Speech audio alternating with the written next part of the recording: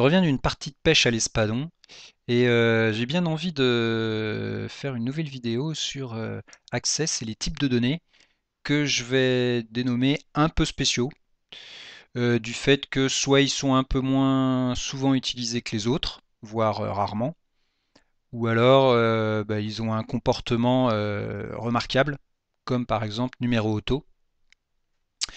Donc c'est parti, je bascule dans Access.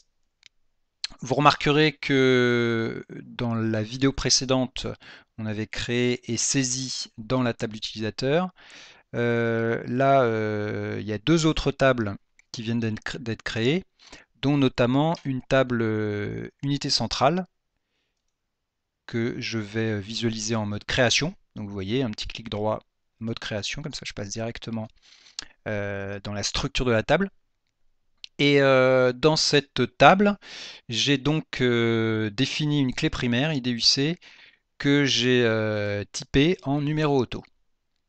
Numéro auto, c'est l'équivalent d'un champ numérique, sauf que les valeurs ne vont pas être saisies par l'utilisateur, mais seront saisies par Access.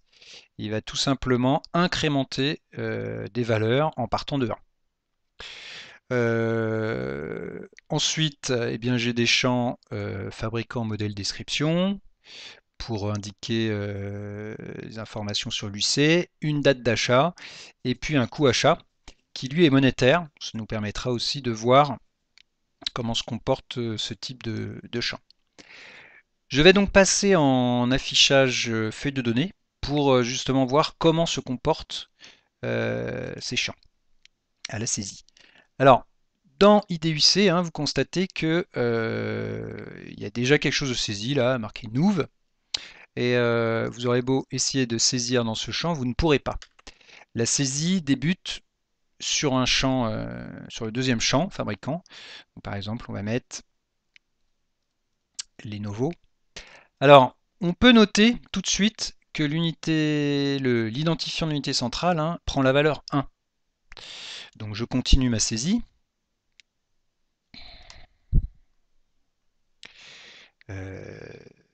Titi. Voilà, je ne mets pas de description. On l'a acheté le 4 mai 2012. Et puis ça a coûté 459 euros. Et je passe à la ligne pour valider. Donc, le numéro auto, vous voyez, c'est tout simplement un champ qui se numérote tout seul. Ici, le coût achat, hein, c'est une valeur numérique qui est formatée avec la devise définie dans le panneau de configuration, donc ici, les euros. Je saisis une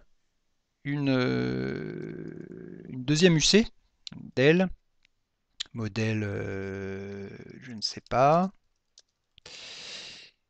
acheté le même jour, hein, on va dire, et qui a coûté un petit peu moins cher. Voilà. Et puis je vais en saisir une autre.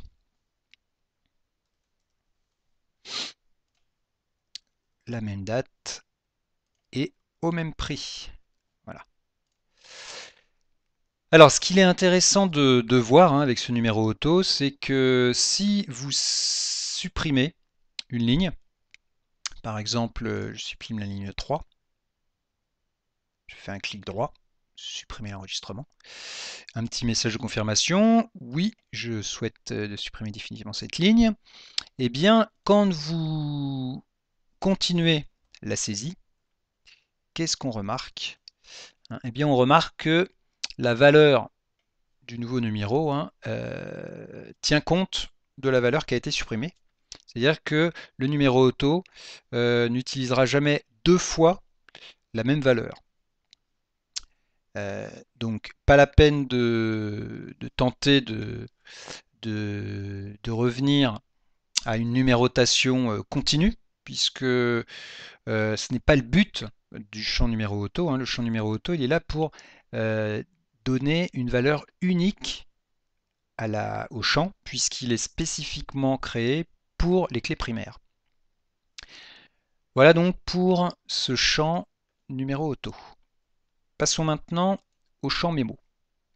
Alors le champ mémo, c'est un champ qui est équivalent au champ de type texte, au type de données texte, pardon, sauf que il permet de saisir beaucoup plus d'informations, beaucoup plus de caractères que texte. Texte, on le verra, est limité à 255 caractères, mais mot à 65 535. Donc il va être, ou 536. Donc il va être très utile dans le cas où vous voulez créer par exemple un champ pour un livre, un résumé qui peut être assez long, pour un utilisateur, hein, par exemple son CV, qui peut être aussi assez long. Donc ici, si je fais CV, je mets comme type de données mémo, j'enregistre, et c'est fait.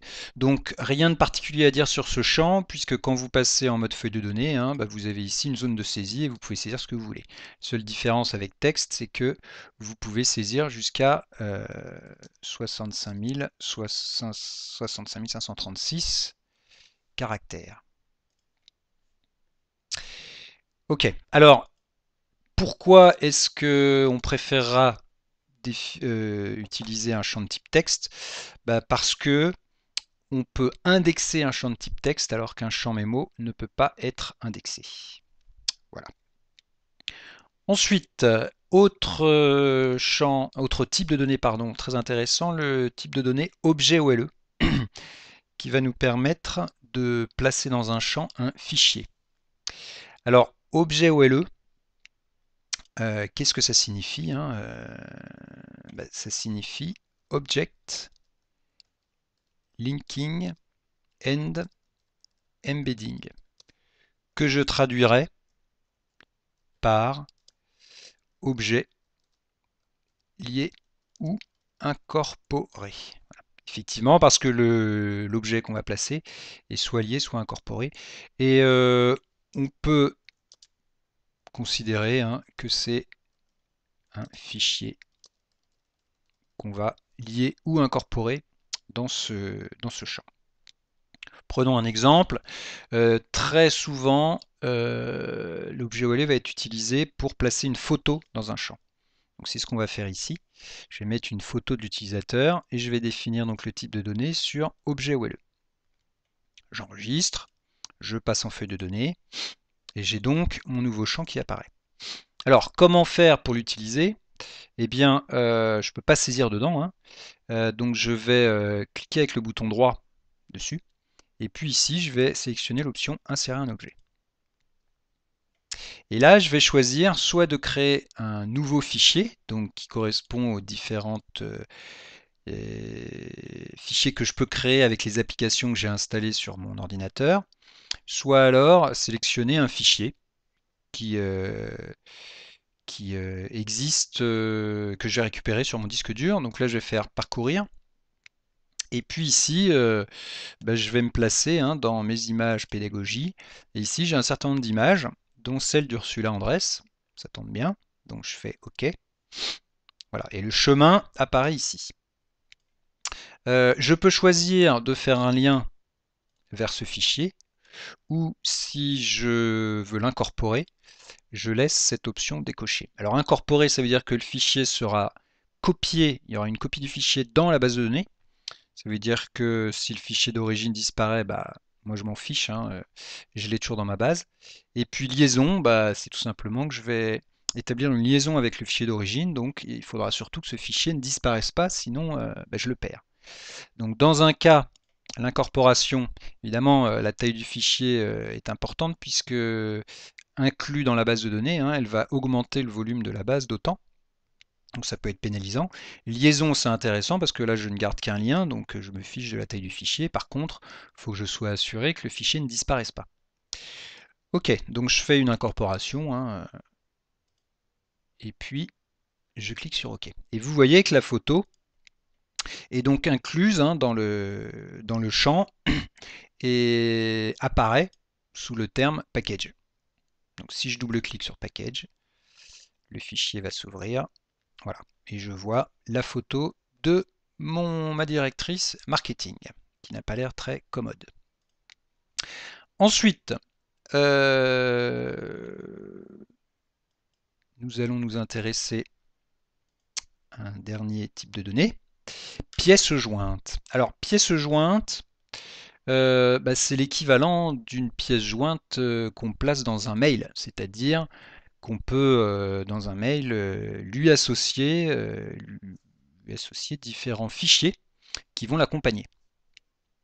Donc ici, qu'est-ce que je pourrais faire? Je pourrais par exemple créer un champ document qui correspond dans la table utilisateur à des documents qui sont liés à notre employé. Et puis, voilà, document administratif par exemple. Voilà, donc je passe en feuille de données, j'enregistre la table. Et puis, donc là, la table s'étend, hein, donc je vais sur la droite.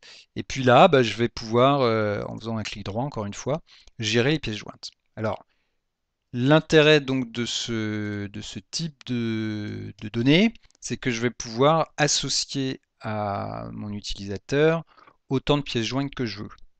Hein, en cliquant tout simplement ici, vous voyez, dans cette fenêtre, sur le bouton Ajouter, et puis en sélectionnant des fichiers.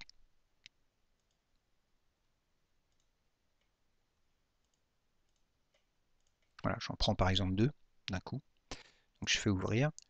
Ils sont ici et je peux faire OK. Et ici, hein, je vois indiquer les 2 fichiers qui sont joints à mon utilisateur. Si je double-clique dessus, hein, je reviens sur la liste. Et puis ici, je peux ouvrir le fichier numéro 1, Edmond Dantès, puis le fichier numéro 2, Frédéric Lordon.